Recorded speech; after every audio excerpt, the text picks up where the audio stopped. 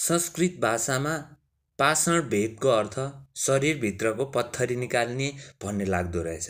त्यसकारण परापूर्व कालदेखि नै यो वनस्पति पत्थरी रोगमा उपचार हुँदै आएको हामीले पाएका छौँ आयुर्वेदमा। र स्त्रीको योनि सम्बन्धी रोग, मूत्र रोग, ज्वरो, पखाला, आउँ पर्दा अनि जुका मार्न अनि आगोले पोलेको ठाउँमा पनि यसको औषधि बनाएर प्रयोग भएको हामीले पाएका छौँ।